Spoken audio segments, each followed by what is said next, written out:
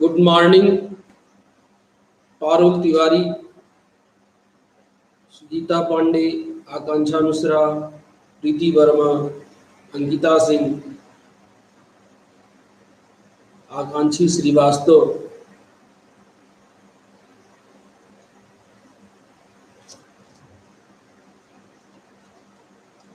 मोनिका, सृष्टि,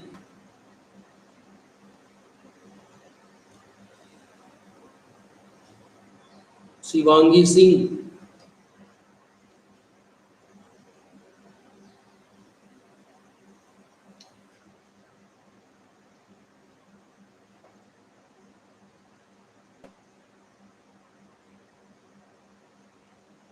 सभी को good morning.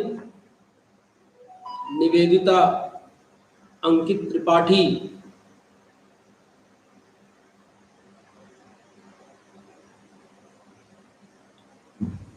Good morning सभी को। चलिए जल्दी जल्दी जुड़िए भाई।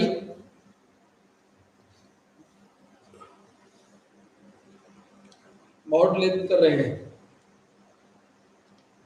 गुड मॉर्निंग, सुप्रभात, सुभाशीष,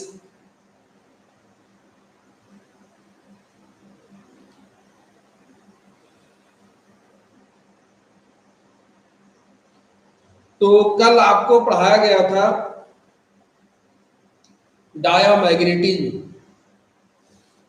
डायामैग्नेटिज्म में आपने एक कॉम्प्लेक्स का एग्जाम्पल लिया मैग्नेटिक मोमेंट बताने के लिए।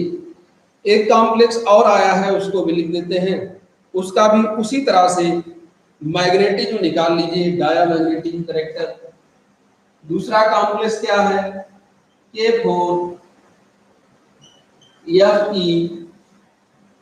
FeCN6, K4 FeCN6। ये एक्वा सॉल्यूशन में आयोनाइज हो जाएगा और आप जानते हैं क्या देगा? 4K प्लस और प्लस FeCN6 स्क्वायर ब्रैकेट पे 4 माइनस 4। मैग्नेटिज्म बताने के लिए आवश्यक होता है कि हम देखें कॉम्प्लेक्स के सेंट्रल मेटल में n-1d में इलेक्ट्रॉनों की स्थिति क्या है, पेयर्ड है या अनपेयर्ड है। उसके लिए जानना आवश्यक होता है कॉम्प्लेक्स के सेंट्रल मेटल का कोऑर्डिनेशन नंबर और उससे जुड़े हुए लिगेंड का टाइप, यानी वीक फील्ड लिगेंड है या स्ट्रांग फील्ड।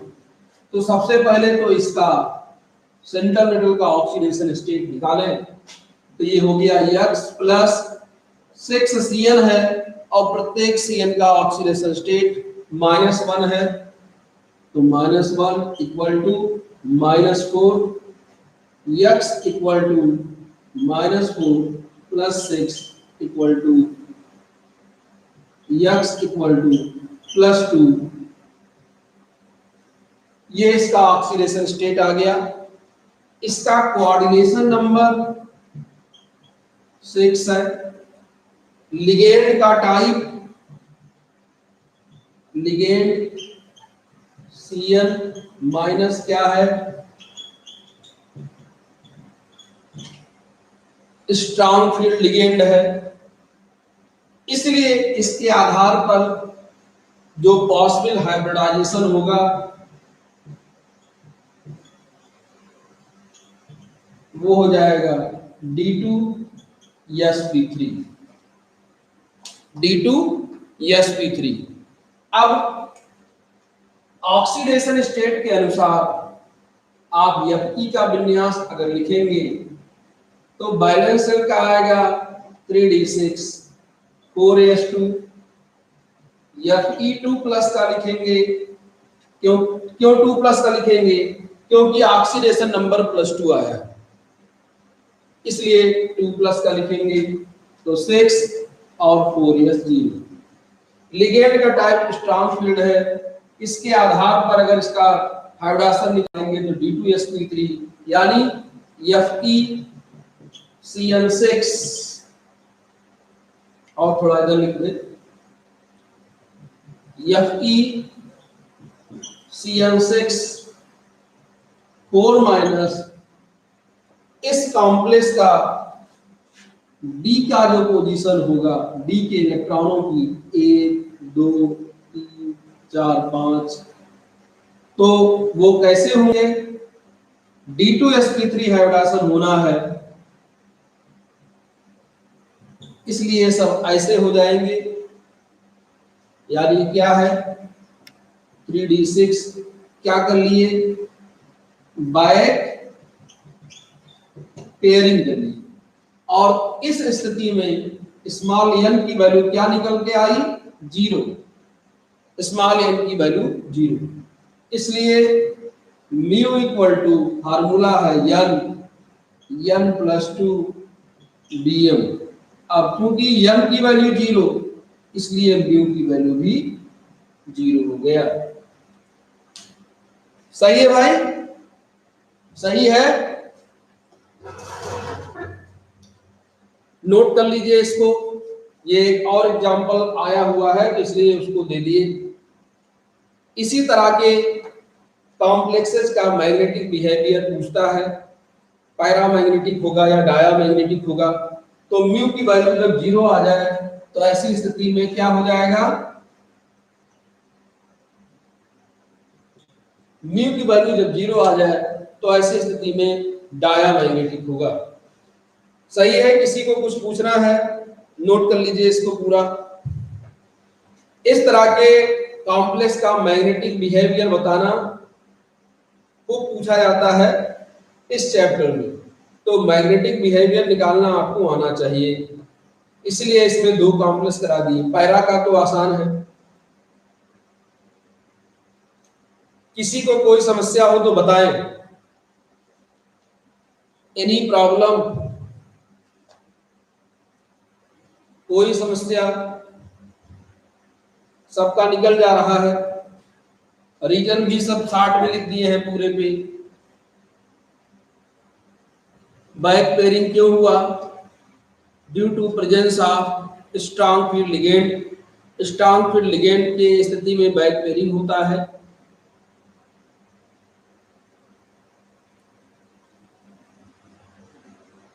नोट हो जाए तो बता दें, या कोई प्रश्न हो तो बता दें।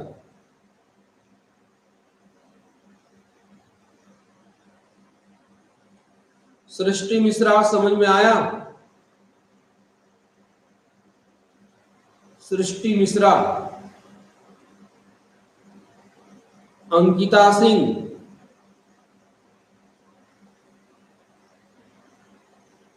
समझ में आ गया।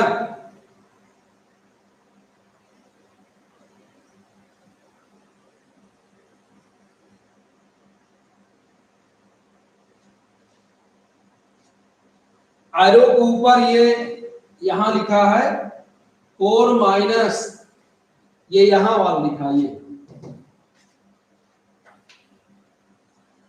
एरो के ऊपर जब आप इसको कंपाउंड को एक्वस सॉल्यूशन में डालेंगे वियोजित होगा, और वियोजित होने पर स्क्वायर ब्रैकेट पे 4 माइनस आ रहा है। स्क्वायर ब्रैकेट में जो चार्ज आता है वैसे भी आपने पढ़ा है, वो सेंट्रल मेटल और लिगेंड के चार्ज के बीजगणितीय योग के बराबर होता है। स्क्वायर ब्रैकेट का जो चार्ज होता है वो सेंट्रल मेटल और लिगेंड्स के चार्ज के बीजगणितीय योग के बराबर होता है। सबसे ऊपर ये लिखा है AQ, AQ माने एक्वस जलीय, सबसे ऊपर लिखा है AQ एक्वस, एक्वस। नोट हो गया, नोट हो गया हो तो चले अगली हेडिंग की तरफ, या किसी को कोई प्रश्न हो तो पूछ लीजिए।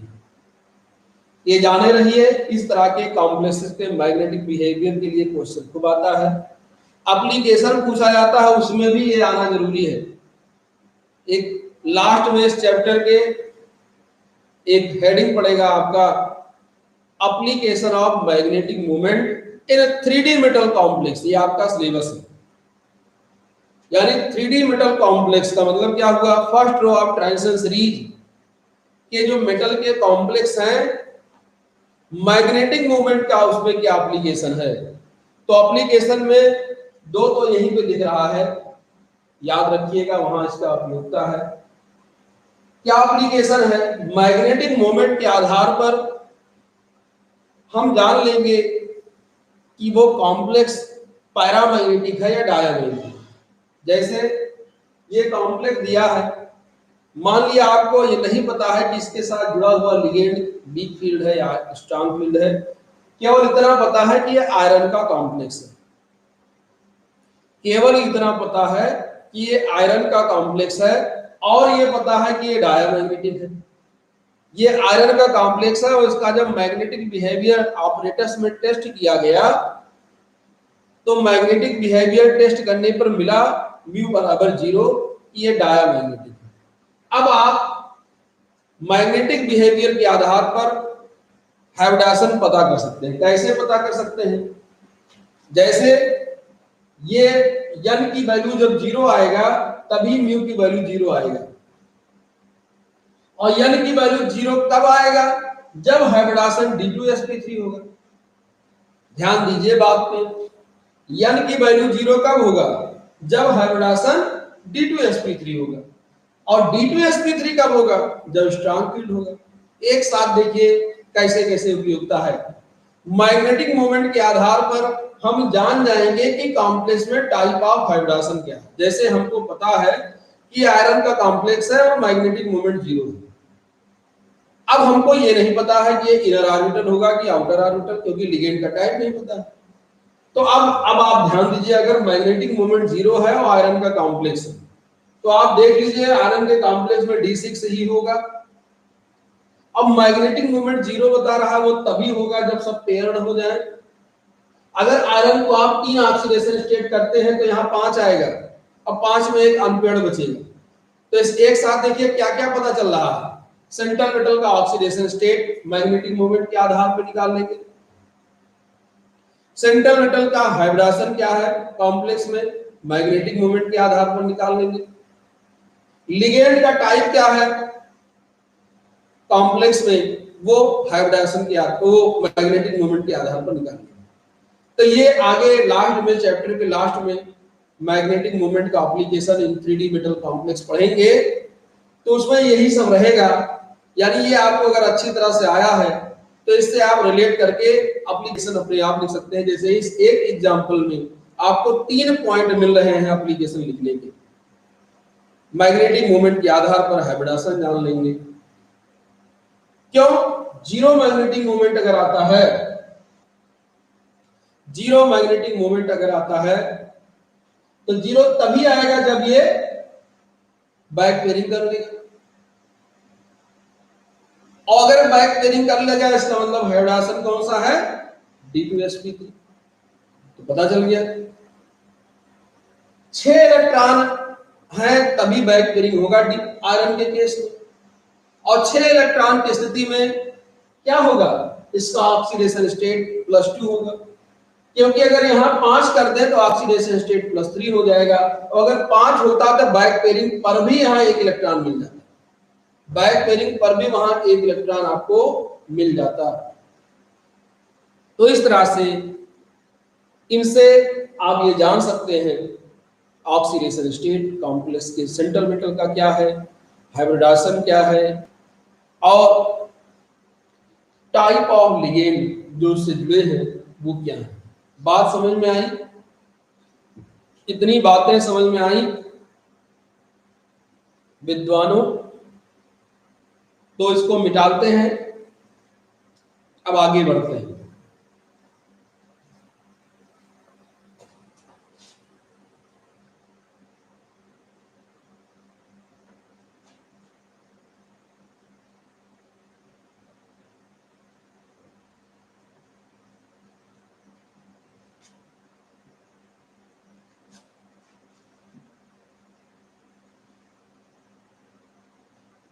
अब इसी में ही यानी डायामैग्नेटिज्म में ही, इसी में एक हेडिंग डाल लीजिए, डायामैग्नेटिक करेक्शन।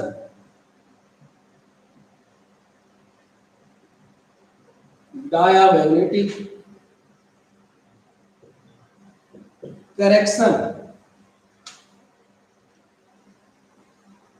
Diamagnetic correction. अब आपने पढ़ा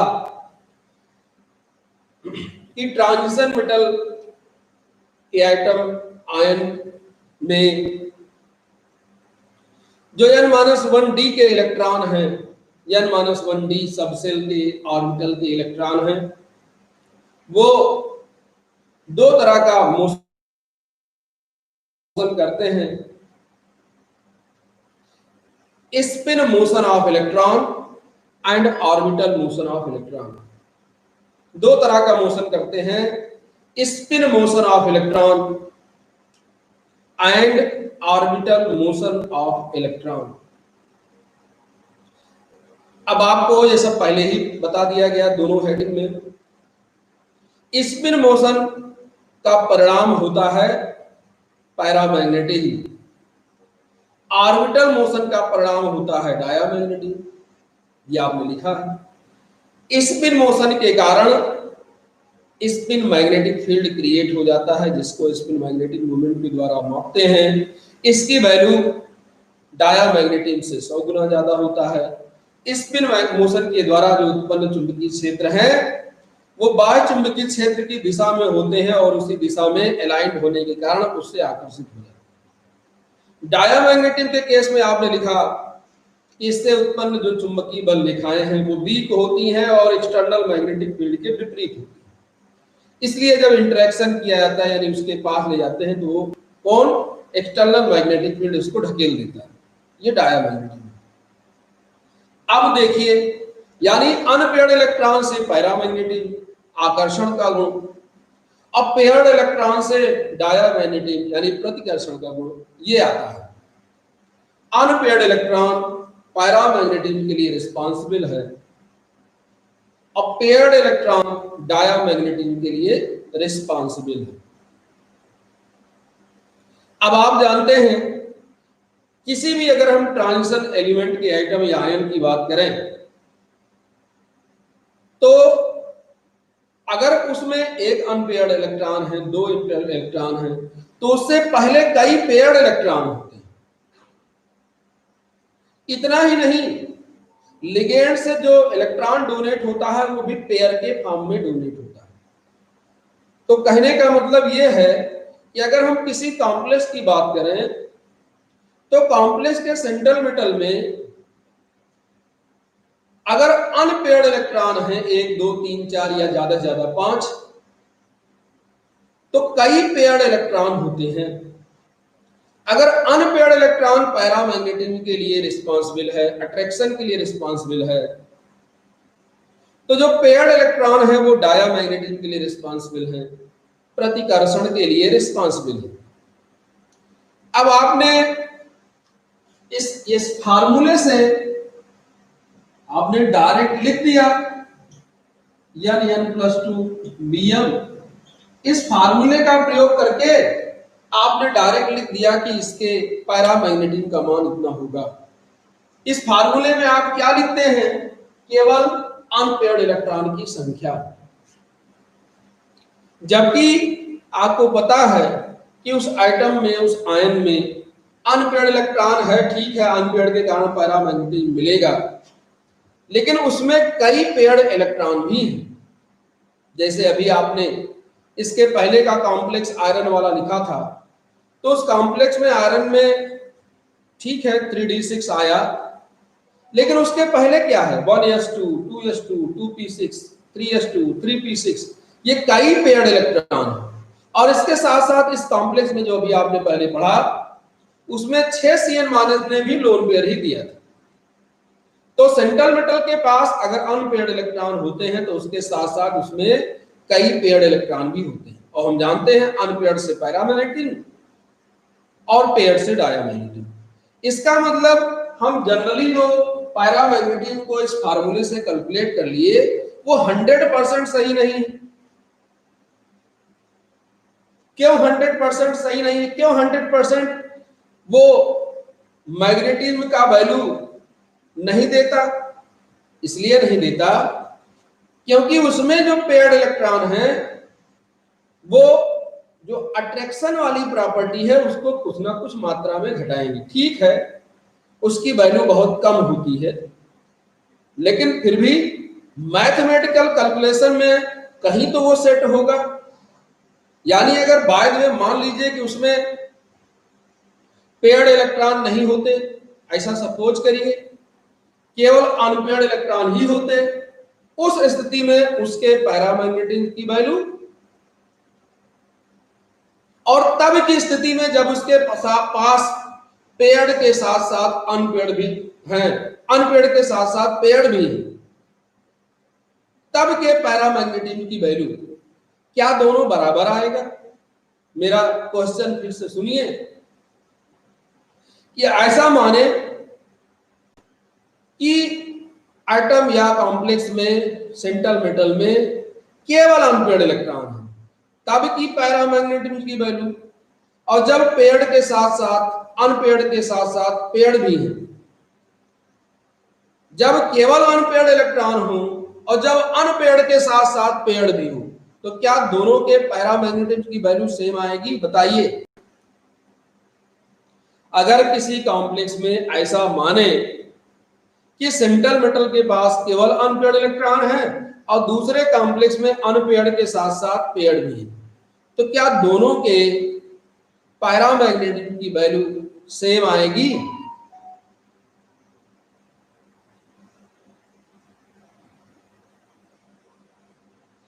बराबर वैल्यू नहीं होगा। अब आप जान रहे हैं कि जो जिसमें पेयर्ड इलेक्ट्रॉन है वो पेयर्ड इलेक्ट्रॉन क्या करेगा? पैरामैग्नेटिज्म की वैल्यू को घटाएगा। यानी अगर हमको करेक्ट पैरामैग्नेटिज्म को प्राप्त करना है, करेक्ट पैरामैग्नेटिज्म, एग्जैक्ट पैरामैग्नेटिज्म, वास्तविक पैरामैग्नेटिज्म को प्राप्त करना है, तो पेयर्ड इलेक्ट्रॉनों के कारण अट्रैक्शन में कितना कमी आई उसको उसमें जोड़ दें। पेयर्ड इलेक्ट्रॉनों के कारण अट्रैक्शन में कितना कमी आई उसको उसमें ऐड कर दें, तो हमको शुद्ध पैरामैग्नेटिज्म प्राप्त हो जाएगा। यानी हमको अगर करेक्टेड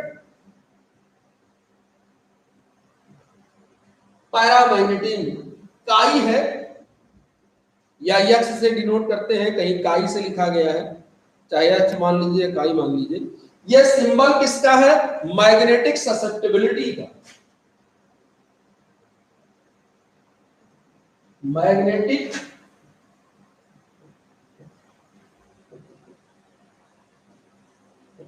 ससेप्टिबिलिटी, चुंबकशीलता, चुंबकत्व। तो काइम डैश का मतलब करेक्टेड मोलर ससेप्टिबिलिटी, वास्तविक मोलर चुंबकशीलता बराबर है काइम प्लस डी।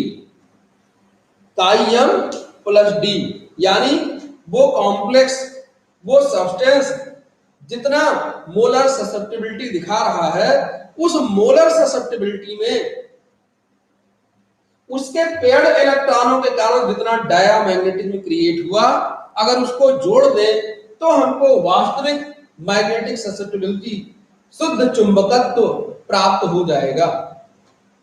और इसी को कहते हैं डायामैग्नेटिक करेक्शन। डायामैग्नेटिक करेक्शन बात समझ में आई?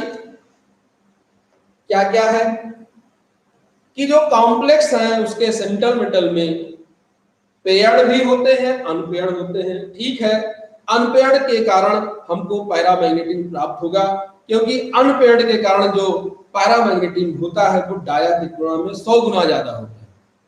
लेकिन फिर भी जो अनपेयर्ड है उसके द्वारा उत्पन्न पैरामैग्नेटिज्म की वैल्यू को उसमें उपस्थित पेयर्ड इलेक्ट्रॉन जो कि डायामैग्नेटिज्म क्रिएट करते हैं वो घटा देते हैं। इसलिए हमको शुद्ध पैरामैग्नेटिज्म यानी अट्रैक्शन का फिनोमेना प्राप्त नहीं होता। अगर हमको शुद्ध पैरामैग्नेटिज्म को प्राप्त करना है तो उसमें जो विरोधी बैठा है यानी पेयर्ड इलेक्ट्रॉन है जिसके कारण डायामैग्नेटिज्म प्राप्त होता है, उसके द्वारा कितना डायामैग्नेटिज्म क्रिएट हुआ अगर उसको उसमें ऐड कर दें, क्योंकि किसी ने विरोध किया था, तो हमको शुद्ध पैरामैग्नेटिज्म प्राप्त हो जाएगा। इसी को कहते हैं डायामैग्नेटिक करेक्शन। मोनिका दीदी समझ में आया? मोनिका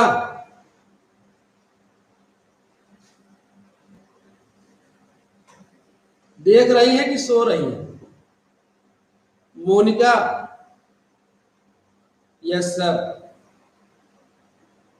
तो बात ये समझ में आई जितना देर चिल्लाए, डायामैग्नेटिक करेक्शन क्या है? केवल दो चीजें दिमाग में रखनी है कि उस ट्रांजिशन मेटल आइटम या आयन में अगर अनपेयर्ड इलेक्ट्रॉन पैरामैग्नेटिज्म क्रिएट करता है तो अनपेयर्ड के साथ साथ हमको पता है उसमें पेयर्ड इलेक्ट्रॉन भी होते हैं जो डायामैग्नेटिज्म क्रिएट करेंगे। अब चूंकि पैरामैग्नेटिज्म का मान डायामैग्नेटिज्म की तुलना में लगभग 100 गुना ज्यादा होता है, इसलिए हमको पैरामैग्नेटिज्म ही प्राप्त होता है, परंतु वो वास्तविक नहीं होता। अगर हमको वास्तविक पैरामैग्नेटिज्म प्राप्त करना है तो पेयर्ड इलेक्ट्रॉनों के कारण जो पैरामैग्नेटिज्म की वैल्यू घटी है, यानी पेयर्ड इलेक्ट्रॉनों के डायामैग्नेटिज्म के कारण जो वैल्यू लेस हुई है, उसको उसमें ऐड कर दे तो हमको शुद्ध मैग्नेटिज्म प्राप्त हो जाएगा। इसी को कहते हैं डायामैग्नेटिक करेक्शन। लिखाएं, लिखवाएं, बताइए सर। शिवांगी सिंह, लिखवाया जाए?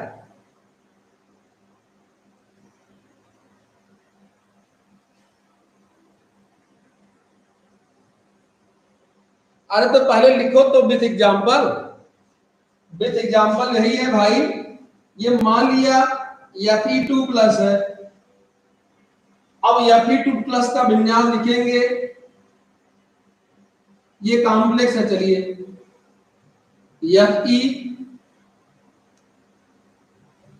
FeCl6 स्क्वायर ब्रैकेट पे 4 माइनस, ये कॉम्प्लेक्स है। अब इसमें ये किस रूप में है? Fe2 प्लस के रूप में है। इसका विन्यास लिखेंगे, क्या आएगा? 3d6, लेकिन उसके पहले क्या है? 1s2 2s2 2p6 3s2 3p6 3d6।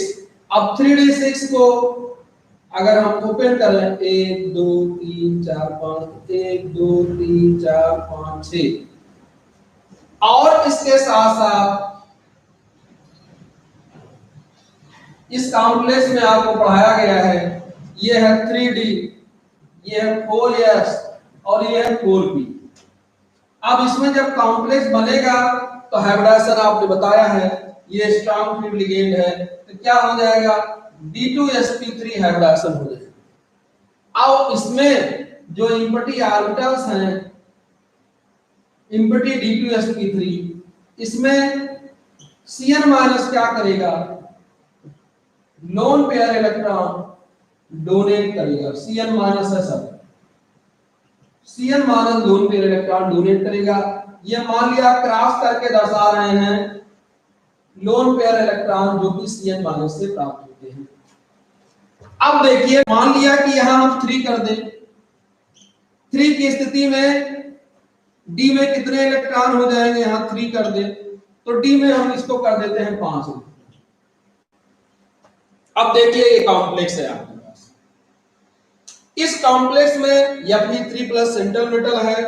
अगर हम सेंट्रल मेटल का विन्यास लिखें कॉम्प्लेक्स में तो ये उसका विन्यास है, इसको कहते हैं, इसको हमने आपको सेकेंड ईयर में खूब लिखवाया है, electronic configuration of central metal ion in complex, तो ये आएगा। अब इसमें देखिए एक अनपेयर्ड है, केवल एक अनपेयर्ड, अब पेयर्ड कितना है? 1 2 और 3, यहाँ 5 और 6 और 3 यहाँ 9 10 11 12 13 14 15 16 17। एक अनपेयर्ड है और 17 पेयर्ड है। अनपेयर्ड के कारण पैरामैग्नेटिज्म प्राप्त होगा और 17 पेयर्ड है, उसके कारण डायमैग्नेटिज्म प्राप्त होगा। ठीक है, अनपेयर्ड के कारण जो पैरामैग्नेटिज्म प्राप्त होता है उसकी वैल्यू 100 गुना ज्यादा होता है, ये बात सही है।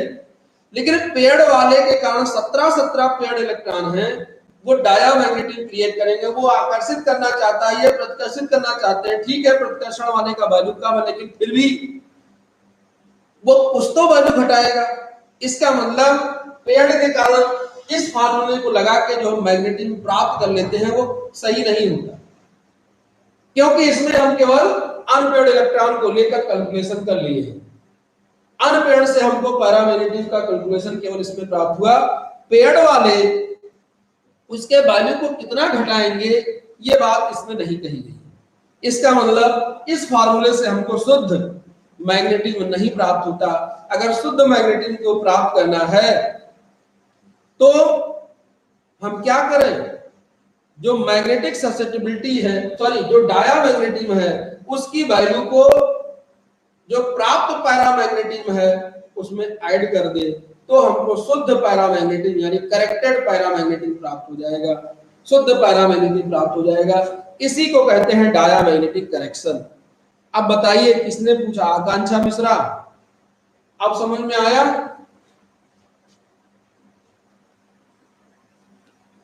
अब समझ में आया? आकांक्षा मिश्रा,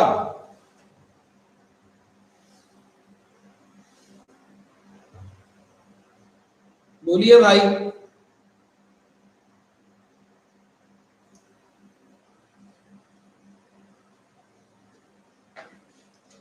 आगे बढ़ाएं तो लिखिए आप डायामैग्नेटिक करेक्शन में नोट करिए। Since in a transition metal ion, since in a transition metal ion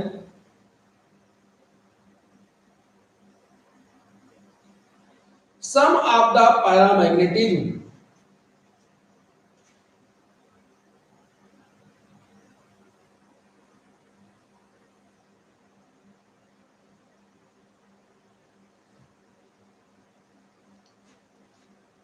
diamagnetism की वैल्यू ये नहीं बताता, ये पैरामैग्नेटिज्म की वैल्यू बताता है। आकांक्षा मिश्रा, म्यू जो है ये वास्तव में ये होता है म्यू एस, और इस फार्मूले को कहते हैं स्पिन बर्नौली फार्मूला। ये म्यू एस की वैल्यू बताता है। अगर म्यू एस की वैल्यू 0 हो गया तब आपको पता है कि उस आइटम में, आयन में दो फैक्टर हैं, एक है स्पिन बर्नौली फॉर्म, एक तो है स्पिन मोशन, दूसरा ऑर्बिटल मोशन। अब अगर स्पिन मोशन का वैल्यू 0 हो गया, इसका मतलब कौन जिम्मेदार, अब मैग्नेटिज्म किससे प्राप्त होगा?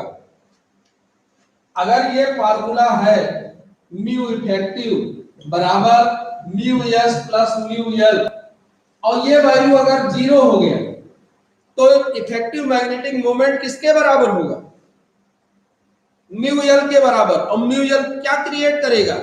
म्यू एल किसके लिए, किसको डिनोट करेगा?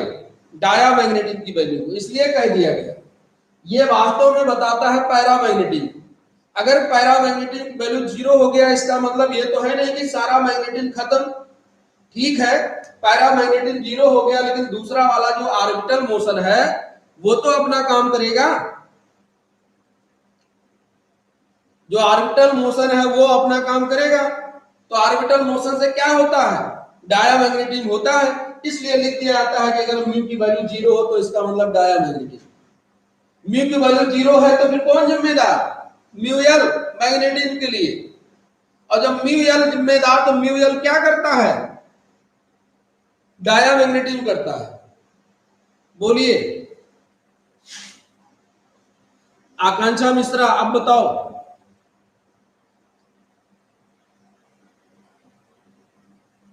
आकांक्षा मिश्रा बताइए, म्यू जो है वो पैरामैग्नेटिज्म को कैलकुलेट करता है। चलो लिखो, लिखिए, फिर से देखिए, फिर से लिखिए। since in a transition metal ion, since in a transition metal ion, since in a transition metal ion, some of the paramagnetism, some of the paramagnetism is, some of the paramagnetism is cancelled, cancelled out, cancelled out को inverted comma में कर लीजिए, cancelled out by diamagnetism, diamagnetism, therefore, therefore the net paramagnetism, therefore the net paramagnetism measured, मापा गया, MEASURED, therefore the net paramagnetism measured, measured is slightly less, measured is slightly, SLIGSTLY, slightly less than, slightly less than true वास्तविक paramagnetism, slightly less than true paramagnetism. फिर से सुनिए आगे, therefore, therefore net paramagnetism measured,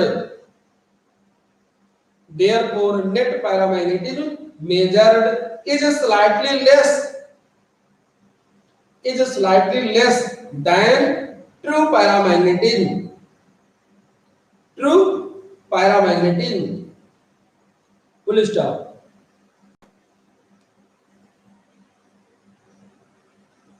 Now correction, now correction for this, correction for this,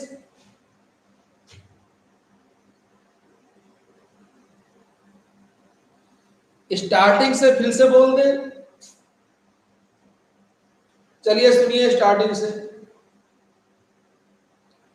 शुरू से सुनिए।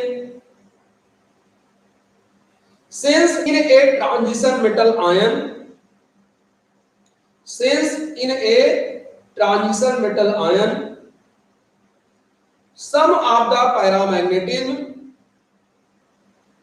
some of SOME, some of the SOME रहेगा, some of the paramagnetism is cancelled out,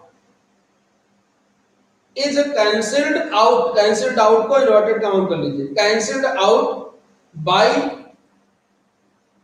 diamagnetism, diamagnetism, therefore,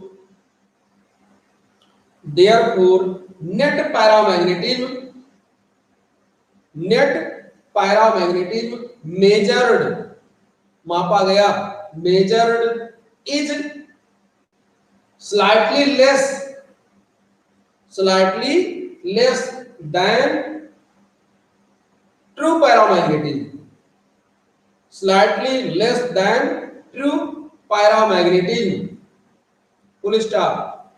Now correction, now correction for this,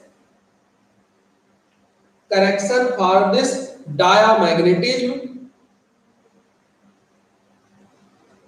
correction for this diamagnetism must be, correction for this diamagnetism must be made, MADE, must be made in exact measurement, exact measurement, मापन, exact measurement of paramagnetism. फिर से सुनिए, now correction for this, diamagnetism must be made in exact measurement of paramagnetism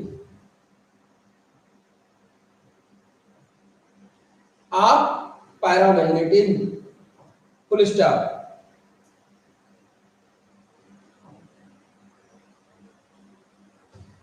This correction is called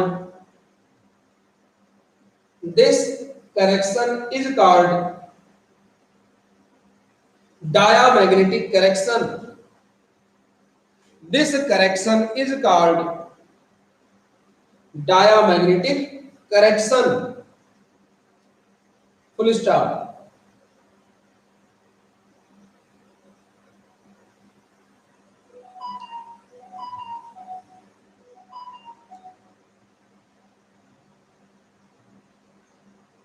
Therefore, molar susceptibility ये लिखा है. Therefore, molar magnetic susceptibility या खाली susceptibility. Therefore, molar magnetic susceptibility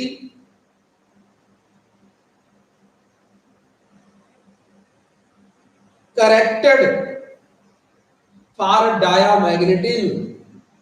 molar magnetic susceptibility चुंबकत्व या चुंबकशीलता.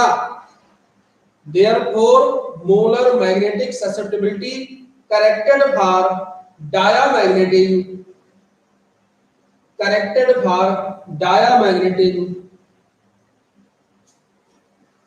is given as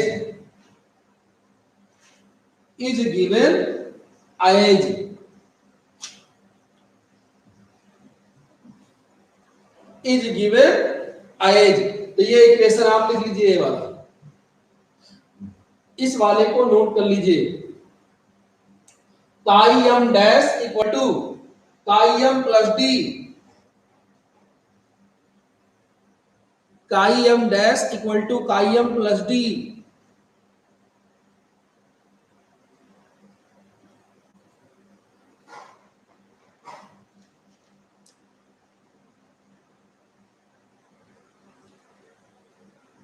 note हो गया? शिल्पी तुम्हारा नोट हो गया पूरा? शिल्पी छूट गया था, पूरा हो गया?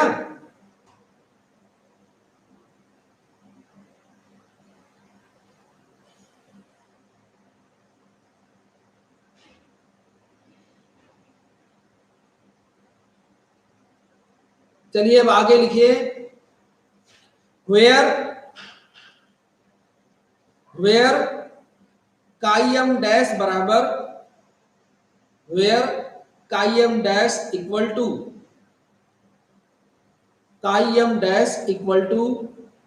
Corrected molar susceptibility, chi M dash equal to corrected molar susceptibility. Chi M बराबर molar susceptibility, chi M equal to molar susceptibility. Capital D equal to diamagnetism, capital D equal to diamagnetism.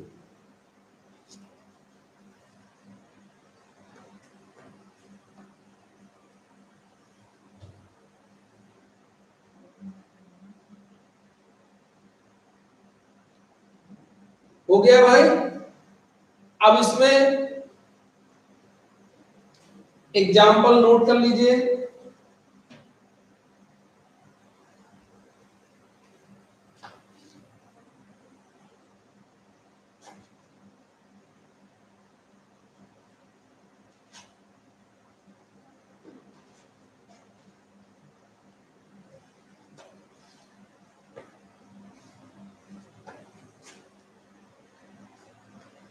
Example कुछ species का है, लिखिए.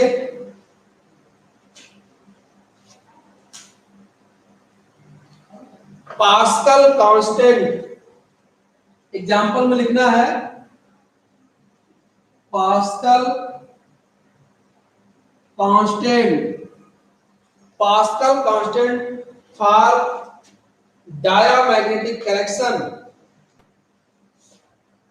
Pascal constant for diamagnetic correction, bracket में लिख लीजिए gram per item,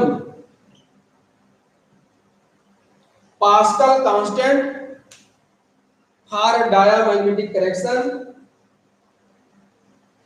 bracket में gram per item, आप some species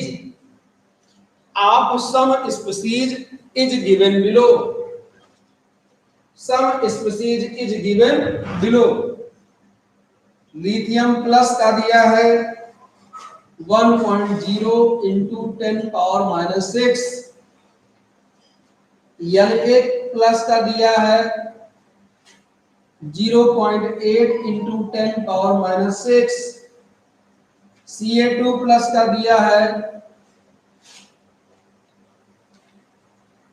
12.8 into 10⁻⁶, Ni2 plus का 12.8 इंटू 10⁻⁶। ये कुछ एग्जाम्पल हैं डायामैग्नेटिक करेक्शन के पास्कल कांस्टेंट के टर्म में। अब ये बात आती है कि पास्कल कांस्टेंट क्या है, तो आप इसको पहले नोट कर लीजिए फिर बता दें पास्कल कांस्टेंट क्या है।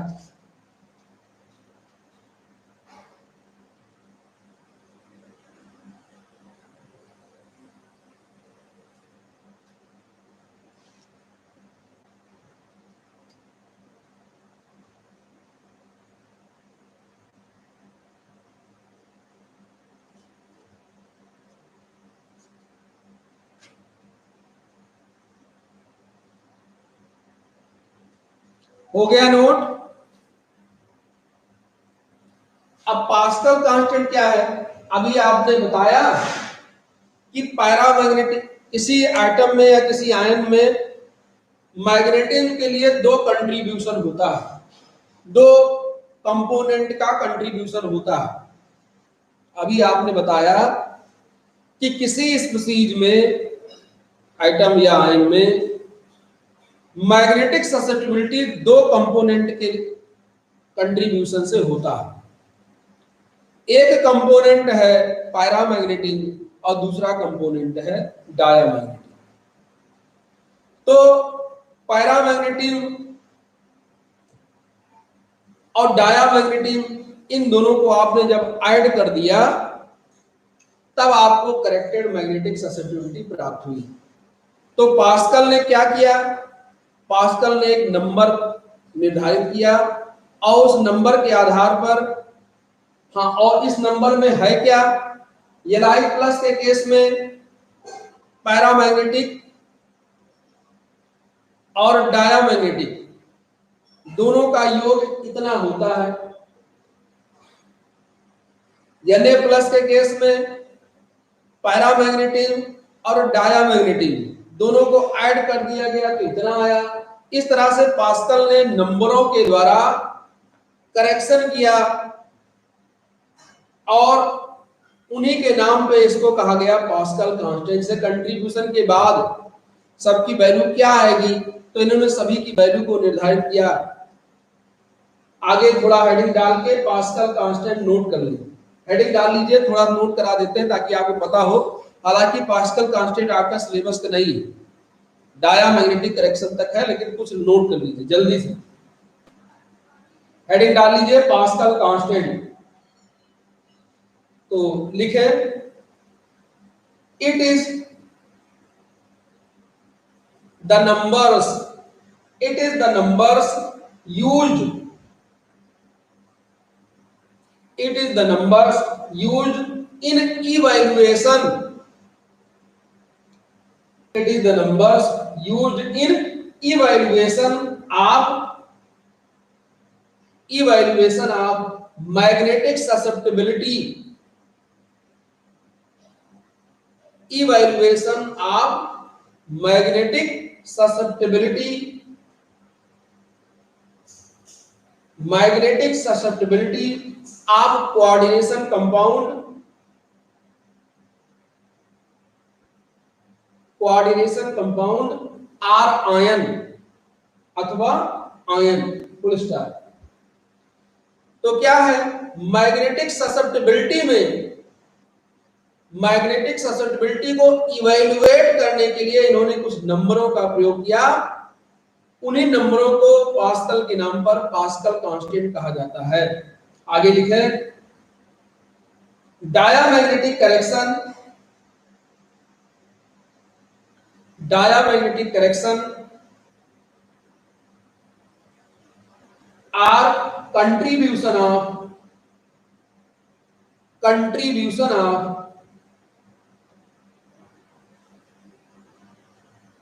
Molar susceptibility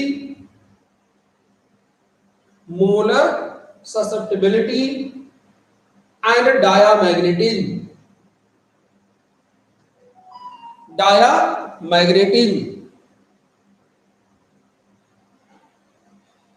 full stop. Thus, two component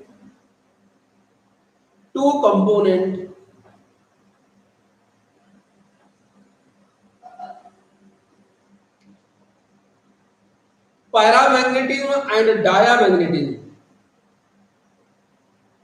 two component paramagnetism and diamagnetism are aided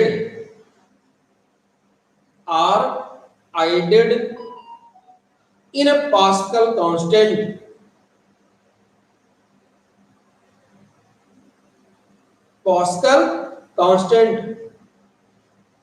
to know ANOW corrected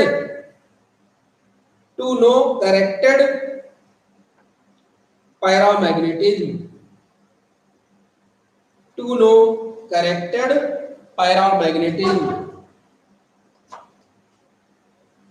तो ये हो गया डायामैग्नेटिक करेक्शन।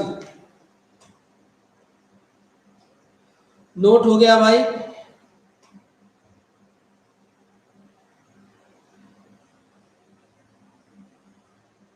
नोट हो गया?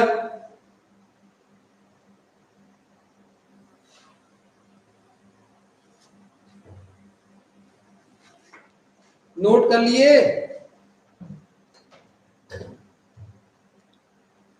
Yes sir. कुछ पूछना है आज के लेक्चर में? बताएं। Monica, yes sir. तो कल का लेक्चर आपका 6 बजे से शुरू होगा, 6 से 7, 7 से 8 मैथ, 6 से 7 केमिस्ट्री, 7 से 8 मैथ और उसके बाद फिजिक्स।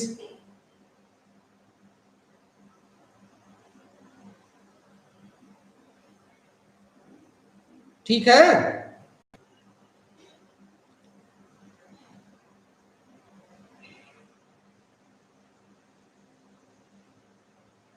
किसी को कोई समस्या?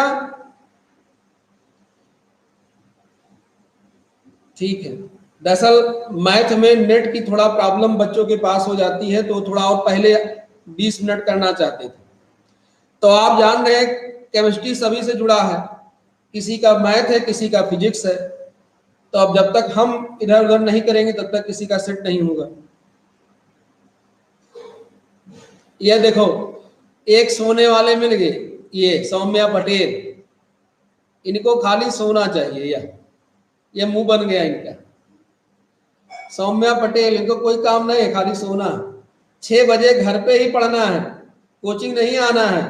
और आपको पता होना चाहिए कि कोचिंग यहाँ 6:15 से चलती थी। सेकेंड ईयर का बैच, सेकेंड ईयर के लड़के हमसे पढ़ने वाले इसमें हैं। सेकेंड ईयर 6:15 पे यहाँ आके पढ़ते थे, पता है ना? बाद में उसको 6.5 किए थे ठंडक में 6.5, और फिर ठंडी में 7.5, फिर 7 कर दिए थे। लेकिन आप जब जून में पढ़ रहे थे तो वह 6.25 था। अब तो अपने घर में पढ़ना है। चलिए, धन्यवाद।